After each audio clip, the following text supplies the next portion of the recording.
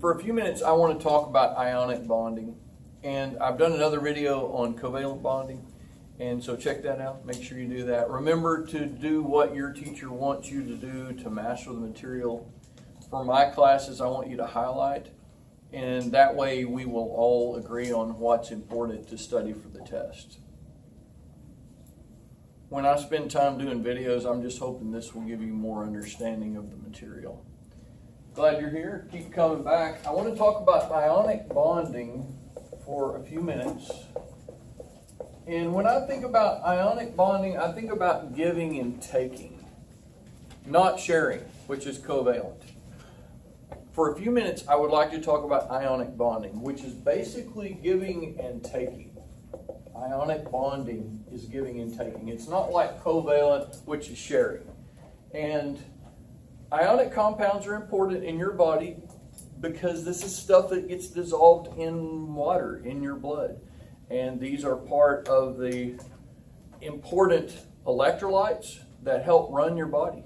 Electrical conduction. Your body is an electrical system. So let's talk about sodium. Let's talk about sodium. And let's talk about chlorine when we talk about ionic bonding. These are the two that I want to talk about. So we're going to draw a model. Remember that in chemistry 2 and 8 are happy numbers. And so let's draw a model of sodium. We're going to say that there are how many protons in sodium, class? 11 protons, and 23 minus 11 makes how many neutrons?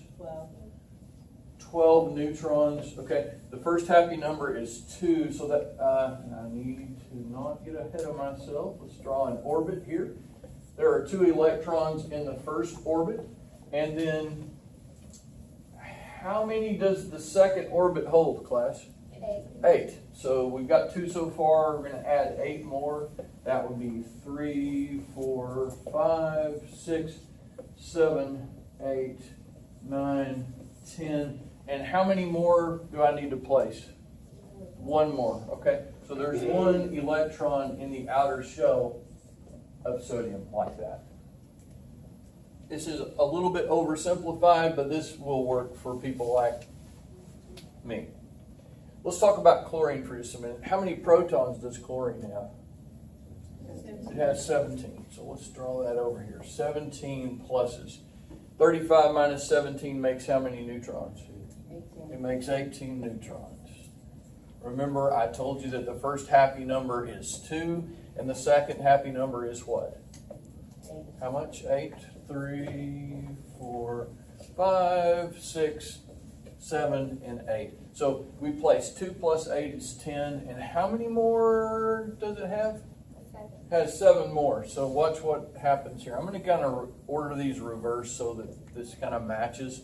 But I'm going to do 1, 2, 3, 4, 5, 6, 7. Okay, so now watch closely. This is kind of where it's, to me, it's kind of interesting. Interesting to a nerd or a dweeb. So how many electrons are in this outer shell here? Everybody said 7. And how many are in this outer shell over here? 1. Okay. Guess who would like to switch positions? This electron would like to just go over there and stay there. Why would that be important? Because now the chlorine would have access to how many? 2, 4, 6, 8 in its outer shell. It's that outer shell, that valence shell, that's the one that reacts chemically. Okay? That's why the outer shell is important, and we're not talking about the inner shells anymore. But if we remove this electron from the outer shell of sodium, if we get rid of this, there is no outer shell any longer.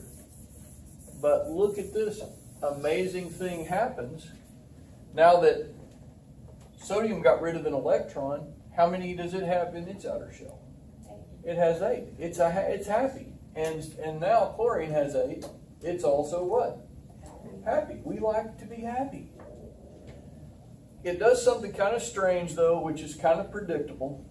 Remember, we have 11 protons, but remember we lost an electron, so we have 2 plus 8 makes how many? What's 2 plus 8? 10. We have 10 electrons are negative. So if I have 11 pluses and 10 negatives, what does that make? It makes plus 1, doesn't it? So basically, when sodium interacts with chlorine, it has a plus 1 charge. That's called an oxidation number. Sodium wants to get rid of an electron and become plus 1 to be happy, basically. Okay, now watch this. This is pretty cool too. When we look at chlorine, it has 17 pluses, and it picked up, remember, it picked up a negative electron. So now it has how many negatives? Everybody say 18? It has 2 plus 8 is 10, plus 8 more makes 18. So what's a positive 17 and a negative 18? What does that make? -1. That makes -1, okay? So basically what happens is that when we have sodium chloride,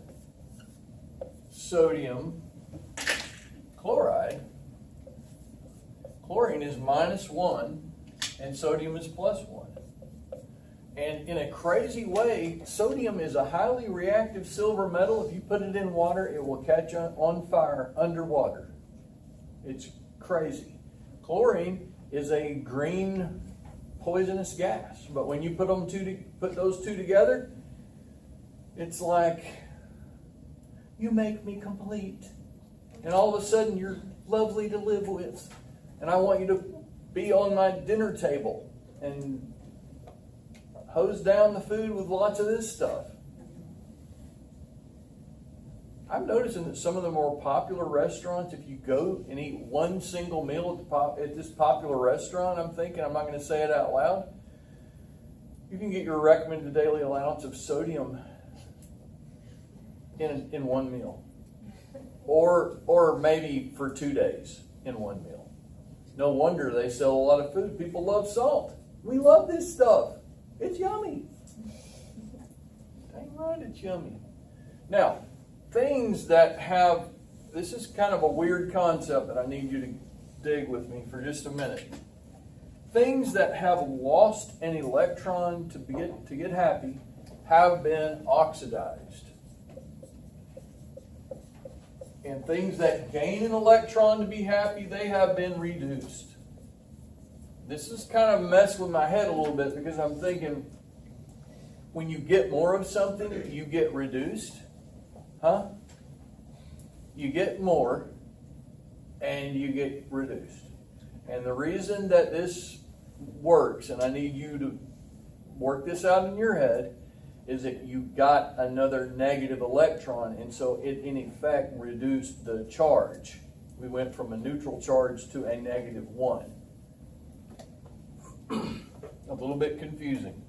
We say that things that are positive ions, we call these cations, and we call negative ions, we call them anions.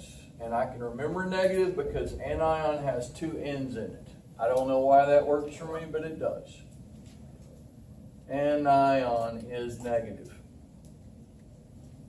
Now, let's talk just lastly, just to kind of relate this ionic type bonding to covalent, and then that will wrap us up. I think we'll be at a good place to stop in our brain right this minute.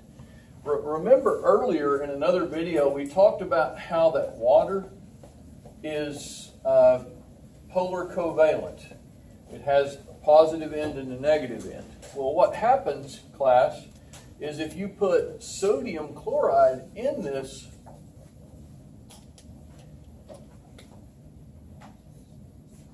water solution, then there will be an attraction, and it will cause the salt to dissolve. Have you ever noticed that? You put salt in water, it dissolves.